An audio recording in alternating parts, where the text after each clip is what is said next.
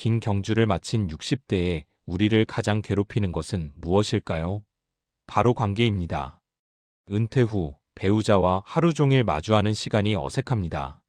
40년을 함께했지만 이제는 사소한 습관까지 거슬립니다. 아침 식탁의 침묵이 불편하고 같은 공간에 있어도 할 말이 없습니다. 성장한 자녀들은 완전히 독립하여 멀게 느껴집니다. 손주를 돌봐주고 싶어도 며느리나 사위의 눈치가 보입니다. 친구들과 자주 만나려 해도 만날 때마다 피곤함이 먼저 밀려옵니다. 같은 이야기의 반복, 자식 자랑과 비교, 쓸데없는 자존심 싸움에 지칩니다. 가까워지려 하면 상처받고 멀어지려 하면 외롭습니다. 이 진퇴양난의 상황 속에서 19세기 독일 철학자 아르투어 쇼펜하우어가 제시한 고슴도치 딜레마를 통해 노년의 지혜를 찾아보겠습니다. 이것은 단순한 비유가 아니라 관계를 정리하고 재설계해야 하는 시니어에게 필수적인 지혜입니다. 쇼펜하우어는 1851년 저서 여록과 보유에서 이런 우화를 남겼습니다. 추운 겨울날 고슴도치 무리가 서로의 체온으로 추위를 이겨내려 모여들었다. 그러나 가까이 다가가자 서로의 가시에 찔려 고통스러워했다. 다시 멀어졌지만 추위가 엄습했다. 이렇게 가까워졌다 멀어졌다를 반복한 끝에 그들은 마침내 적당한 거리를 찾아냈다. 서로의 가시에 덜 찔리면서도 체온을 나눌 수 있는 거리. 이 짧은 이야기는 인간관계의 본질을 담고 있습니다.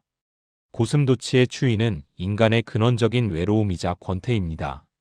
우리는 본질적으로 고독한 존재입니다.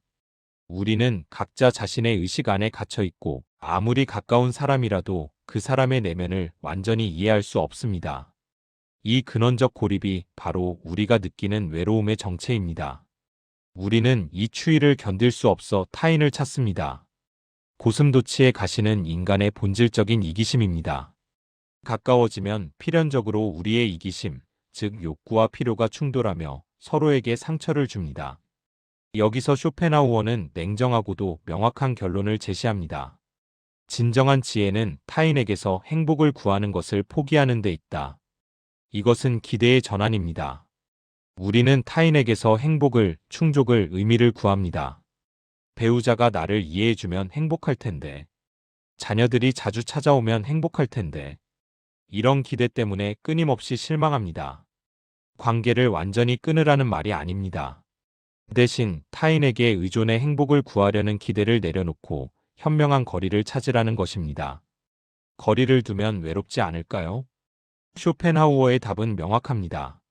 내적 풍요를 가진 사람은 혼자 있어도 외롭지 않다. 시니어에게 필요한 것은 바로 이 내적 풍요입니다. 이것을 얻는 길은 쇼펜하우어가 제시한 관조입니다. 관조란 욕망 없이 무언가를 얻으려 하지 않고 그저 순수하게 관찰하고 감상하는 것입니다. 관조하는 순간 우리는 생의 의지로부터 해방됩니다.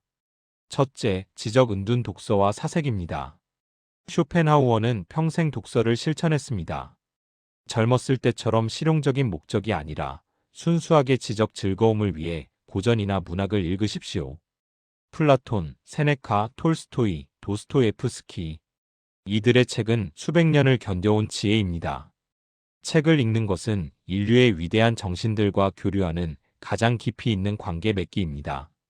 하지만 쇼펜하우어는 경고합니다.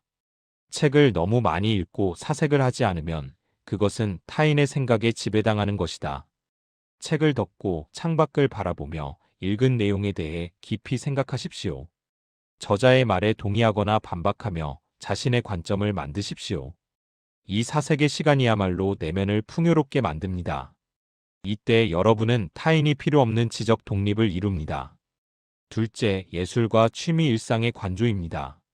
쇼펜하우어는 예술을 생의 의지로부터 우리를 해방시키는 가장 강력한 수단이라고 했습니다. 미술관에 혼자 가서 그림 앞에 오래 서 있으십시오. 처음에는 아무 느낌이 없을 수 있지만 시간을 들여 바라보면 그림이 말을 걸기 시작합니다. 음악을 들을 때는 눈을 감고 오직 음악에만 집중하십시오. 그림을 그리든 시를 쓰든 악기를 연주하든 창작 행위는 여러분을 완전히 몰입하게 만듭니다. 이 몰입의 순간 여러분은 걱정도, 후회도, 욕망도 있습니다. 오직 현재 이 순간에만 존재하며 평화를 경험합니다. 재능이 없어도 괜찮습니다. 예술의 목적은 명작을 만드는 것이 아니라 관조를 경험하는 것입니다. 셋째, 고독의 재발견입니다. 쇼펜하우어는 말합니다. 고독한 사람은 자기 자신을 소유한다. 60대에 이르러 많은 역할이 사라진 지금 남은 것은 진정한 여러분 자신입니다. 타인과 함께 있을 때 썼던 가면을 벗고 고립이 아닌 선택한 고독을 통해 자신과 평화롭게 공존하는 법을 배워야 합니다. 매일 혼자만의 시간을 가지십시오. 혼자 산책하고 일기를 쓰고 명상하십시오.